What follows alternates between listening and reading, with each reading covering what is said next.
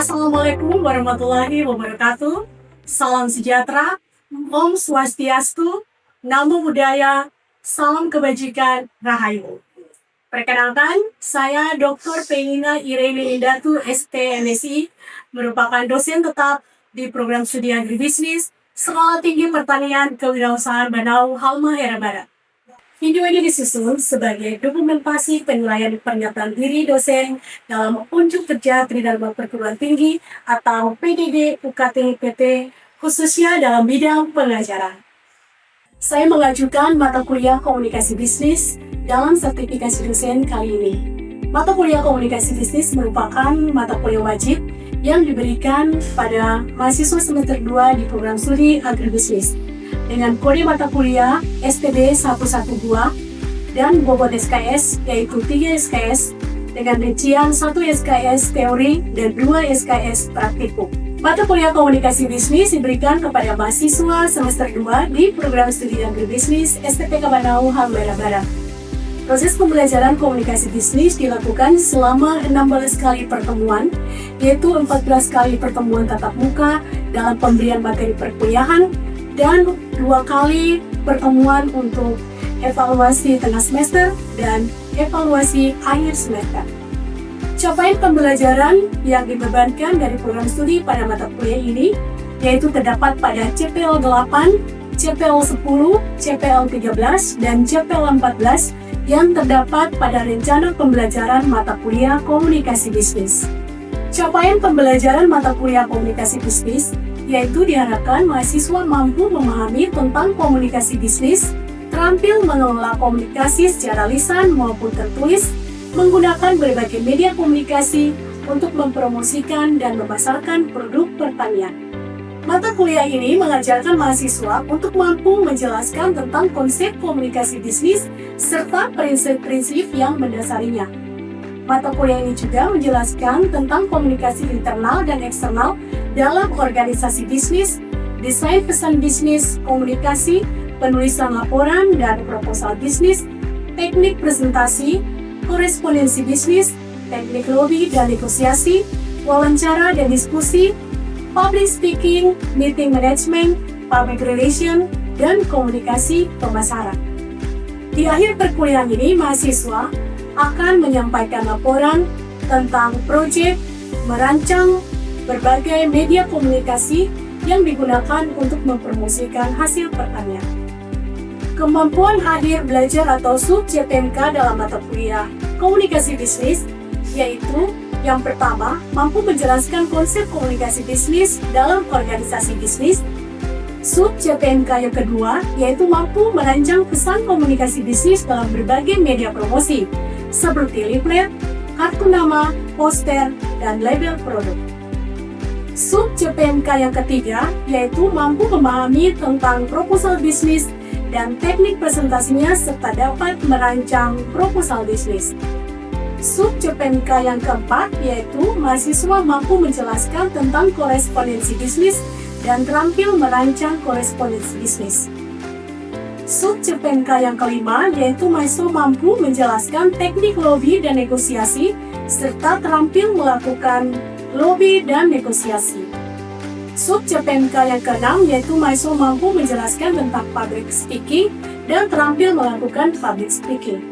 Dan sub-CPMK yang ketujuh yaitu mahasiswa mampu menjelaskan tentang public relation dan komunikasi pemasaran. Bahan kajian dalam materi pembelajaran komunikasi bisnis terdiri dari konsep komunikasi bisnis serta prinsipnya, komunikasi internal dan eksternal dalam organisasi bisnis, desain pesan komunikasi bisnis, proposal bisnis, teknik presentasi, korespondensi bisnis, teknik lobby dan negosiasi, wawancara dan diskusi, public speaking, meeting management, public relation, dan komunikasi pemasaran. Proses pembelajaran dalam mata kuliah komunikasi bisnis menggunakan pendekatan delivery, interaction, dan assessment. Penyampaian materi perkuliahan secara sistematis dan jelas sesuai dengan RPS dan semua materi pembelajaran dapat di-download mahasiswa melalui link Google Drive yang telah disediakan.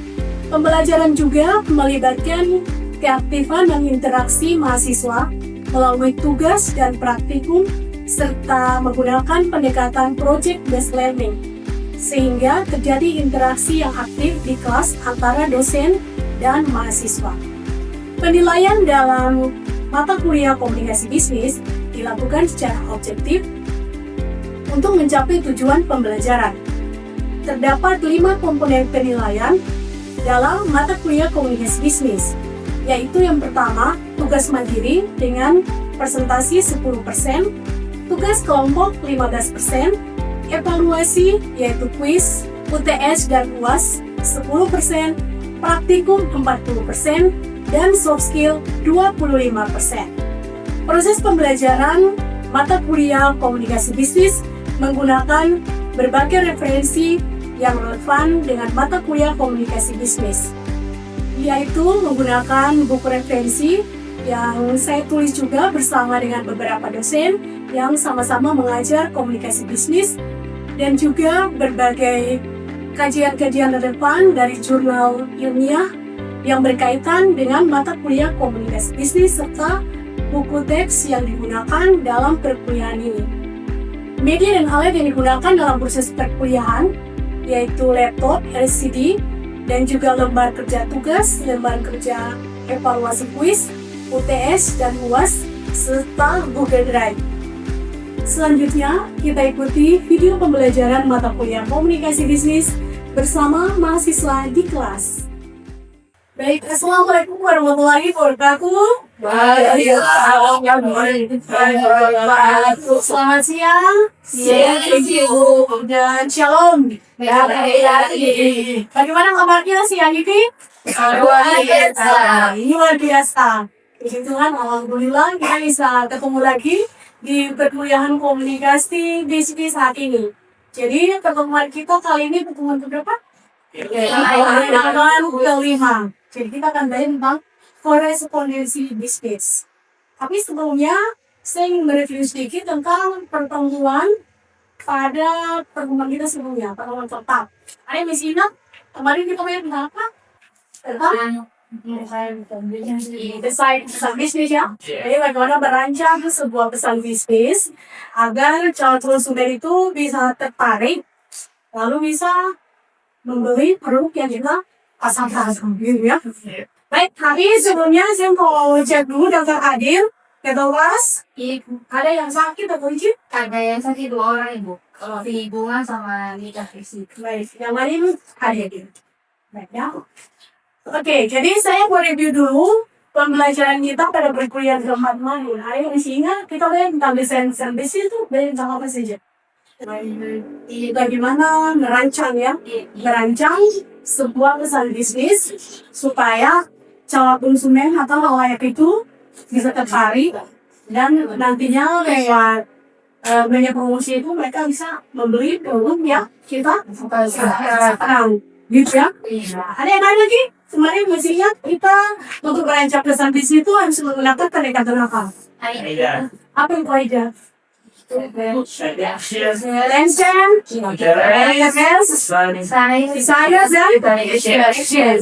itu yang didirikan jangan sampai merupakan karena itu merupakan kelanjutan dari perkuliahan kita berikutnya. Baik, jadi itu review tentang pertemuan kita yang keempat. Sekarang kita mulai pertemuan ke-5 tentang korespondensi bisnis.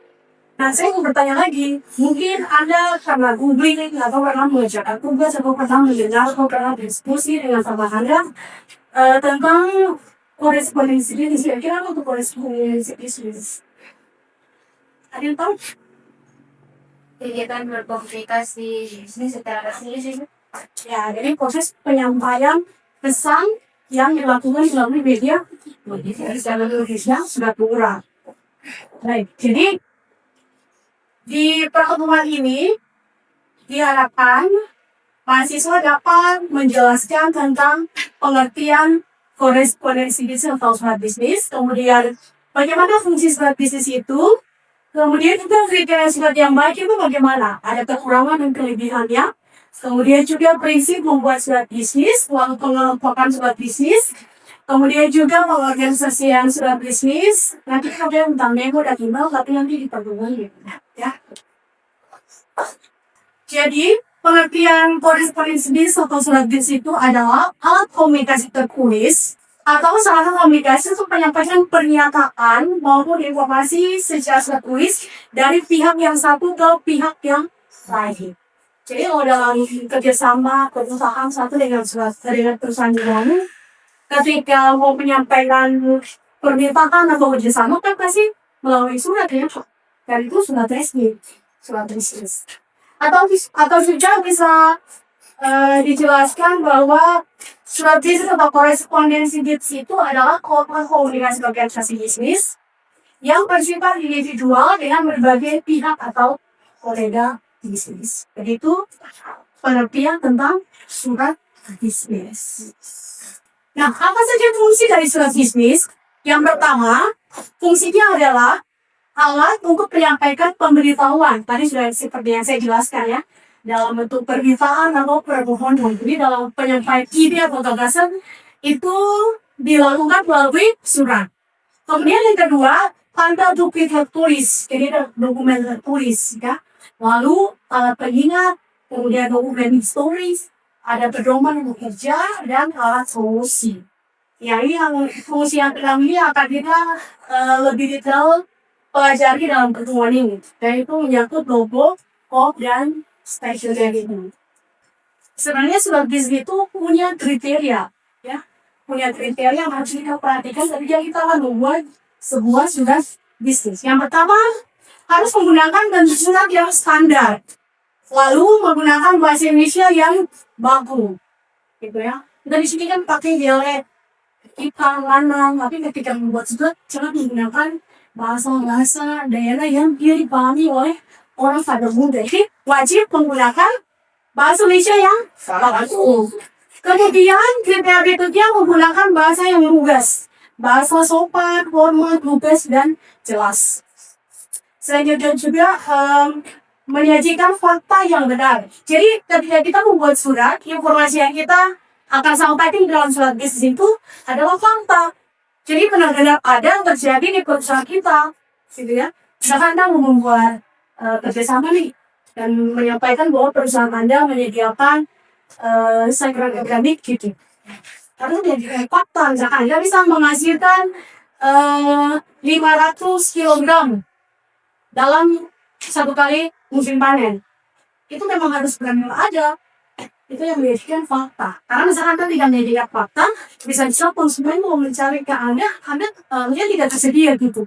Padahal Anda tidak menyajikan fakta, tidak tersedia di perusahaan Anda gitu ya. Jadi harus menyajikan fakta yang benar. Tidak menggunakan singkatan kecuali yang lazim dipakai dalam surat tugas. Misalkan apa? Misalkan yang masih digunakan di pikiran sebagai apa? Yang contoh yang hormat kan tidak terus yang terhormat atau masih harus yang atau apa lagi barang lain itu kan tidak baku ya. Jadi kita bisa menggunakan singkatan. Tapi kalau tidak jangan menggunakannya ya. Kemudian tidak menggunakan bahasa yang sulit dan istilah yang tidak umum. Jadi harus menggunakan kawannya pakai istilah yang dipahami oleh orang pada umumnya. Bukan Anda sendiri yang paham, gitu Pak. Lalu mengetahui posisi pengirim dan penerima surat. Ini misalkan Anda temui, misalkan Anda pernah baca surat resmi, Anda temui di mana? Kalau yang untuk mengetahui posisi tujuan yang kirim surat. Di asuransi. Bukan di tujuan ya. Atau misalkan kepada yang terhormat, pimpinan, kepala hafal, apa kan di situ tuh. Tapi situ Anda bisa mengetahui pengirim kepada siapa Anda membuat surat itu. Nah, yang tadi adalah kriteria surat bisnis yang baik. Sekarang apa sih kelebihan dari surat bisnis itu? Kita lihat satu-satu.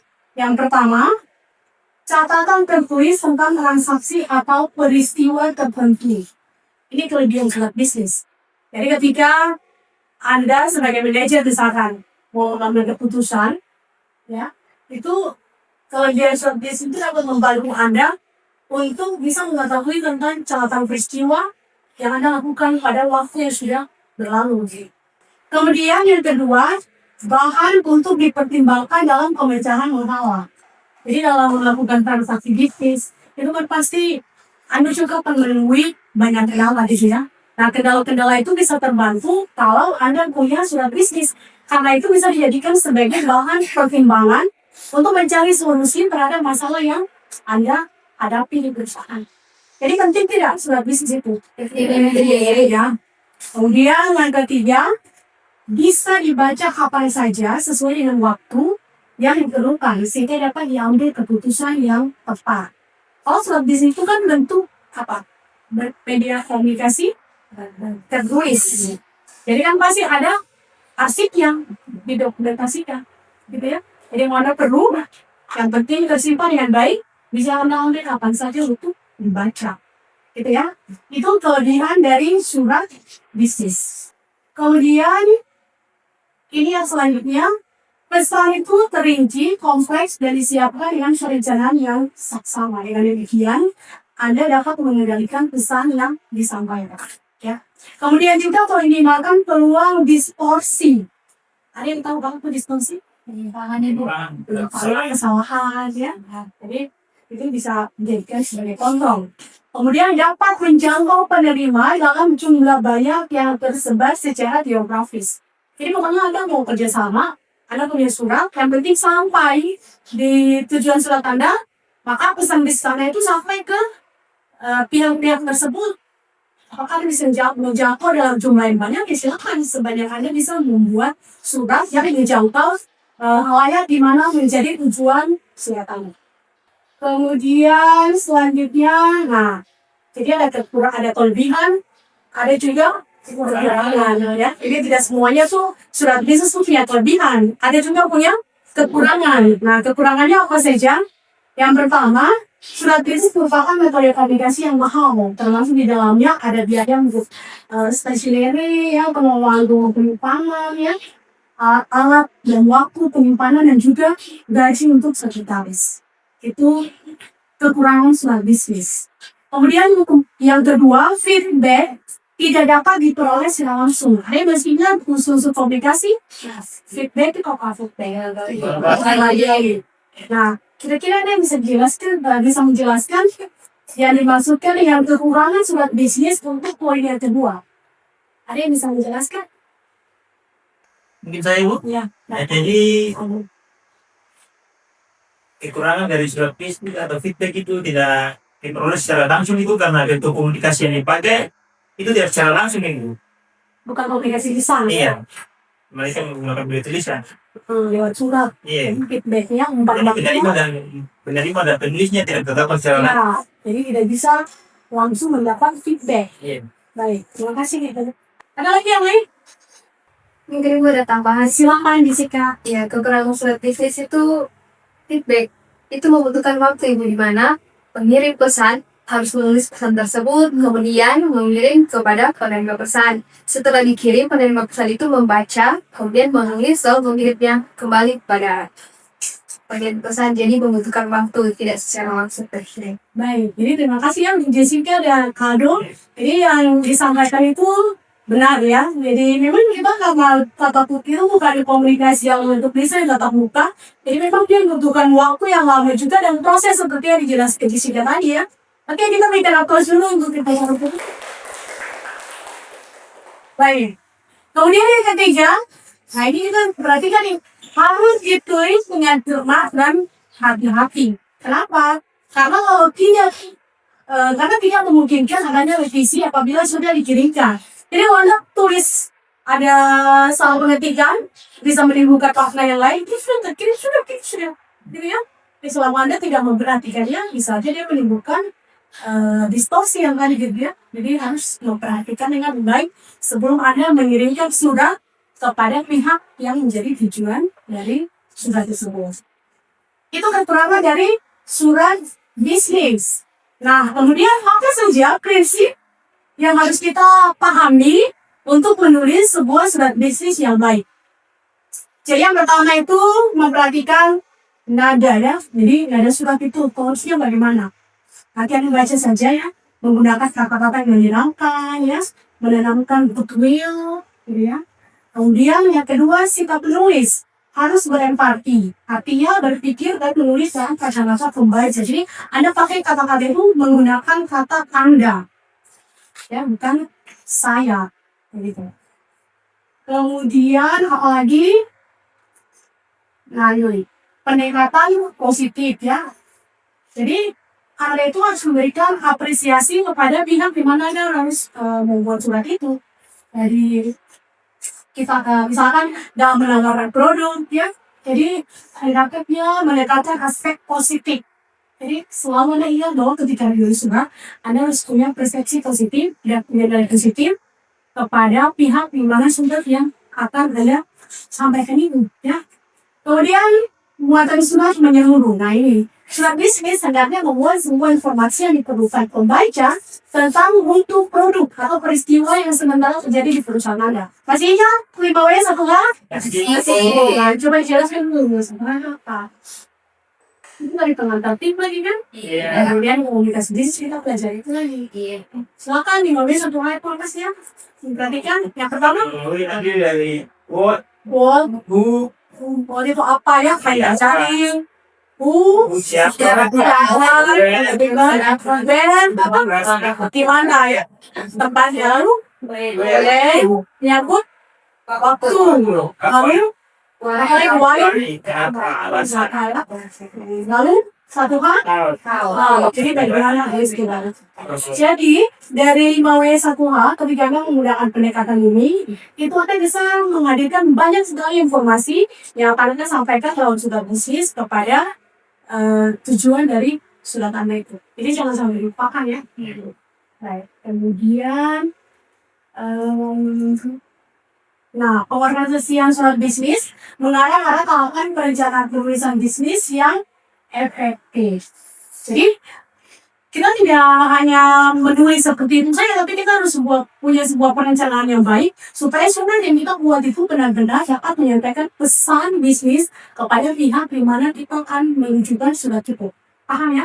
Ya. Nah ini pengelompokan surat bisnis, Anda bisa, ini materinya kan sudah di Google Drive, link yang sudah saya bagikan ke Anda. Jadi materinya sudah bisa di download di sini sambil dipelajari. Jadi hal yang saya sampaikan ini hanya tersebut saja, nanti materinya kan bisa Anda belum sambil pelajari sendiri ya. Nah, pengelompokan surat bisnis itu ada yang disebut direct request atau surat permintaan langsung. Lalu nanti itu contohnya surat pemesanan barang ya, ada reservasi, mengajukan file dan sebagainya, itu di surat permintaan langsung. Kemudian juga ada ini good news. Apa good news itu? Surat yang menyampaikan informasi yang baik ya, cerita yang baik. Jadi pesan-pesan booking ya, congratulation letters ya, bagaimana menyampaikan ucapan semangat, ada kantor baru, kemudian ucapan simpati, nah itu ada di pengelompokan surat bisnis ya, good news. Kemudian yang terakhir adalah surat berita kekecewaan atau bad news. Nah apa tuh bad news? Bad news itu membuat penolakan bagi pelanggan ya. Misalkan dia tidak ingin bekerjasama, misalkan sudah pernah ada hal yang membuat trauma gitu. Misalkan kesannya tidak bisa dilayani gitu ya.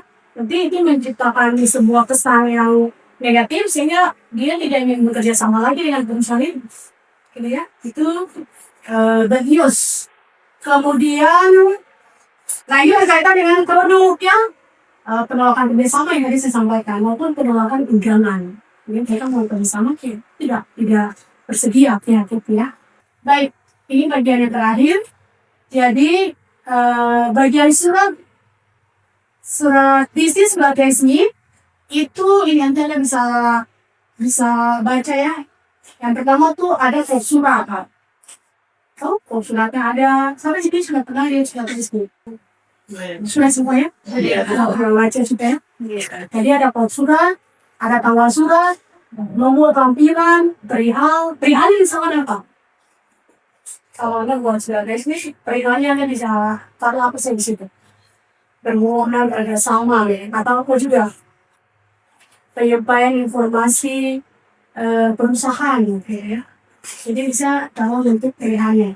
Kemudian tujuan salam pembuka, paragraf pembuka, ya paragraf penutup, pada isi penutup, salam penutup, tanda tangan, nama jelas, hembusan dan inisial. Itu bagian dari surat bisnis. Jadi saya tunjukkan contohnya. Ini contoh surat bisnis, ya. Sesuai dengan yang tadi sudah dijelaskan pada slide sebelumnya.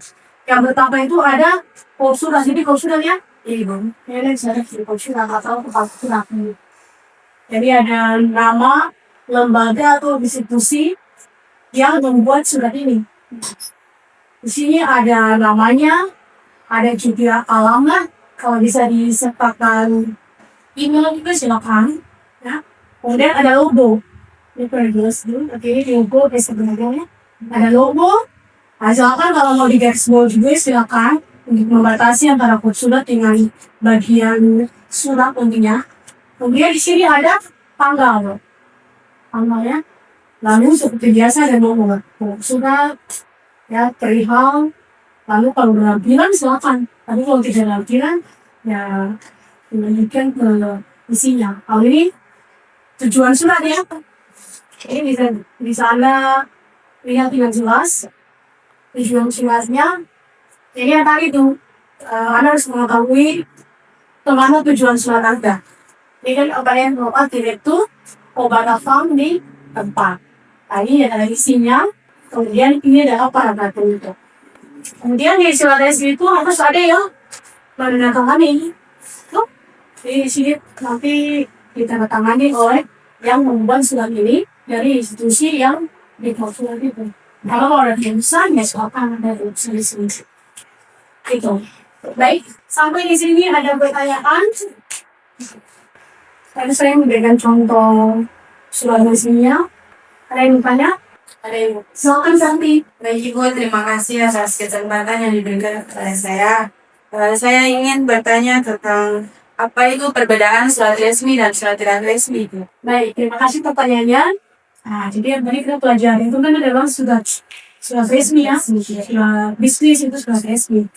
Pertanyaan saat itu apa perbedaan antara surat resmi dan surat tidak resmi? Nah, kita tinggal lihat saja pada slide yang sudah dijelaskan tadi tentang bagian dari surat resmi, surat resmi. Ini kalau tidak ada bagian ini, berarti itu sudah resmi. Kenapa? Karena kalau surat resmi itu ada yang ada lembaga yang mengeluarkan surat itu, ya. Tapi kalau surat tidak resmi, misalkan apa? Surat izin sakit. Iya, karena Anda tidak perlu kan itu surat karena Anda membuatnya secara pribadi. Nah, jadi kalau tidak ada bagian-bagian ini, ya itu bukan surat resmi. Ya, Safia? Sudah paham? Ada lagi pertanyaan? Ya mungkin saya Ibu. Ya, siapa? Ya, biasanya kan dalam penulisan surat resmi itu kan didahului oleh surat. Ini yang tadi ya. Yang saya tanyakan sebenarnya fungsi surat itu untuk apa ya? Fungsi surat. Fungsi surat itu untuk menunjukkan legitimasi pihak yang mengeluarkan surat itu. Ya, kalau misalkan surat pribadi kan tidak ada klausul atau jangan menandatangani sendiri. Jadi surat itu menunjukkan legitimasi pihak yang mengeluarkan surat itu dan menunjukkan profesional pihak yang menandatangani surat itu yang mengeluarkan surat itu. Ya, oke, sudah jelas lalu? Sudah.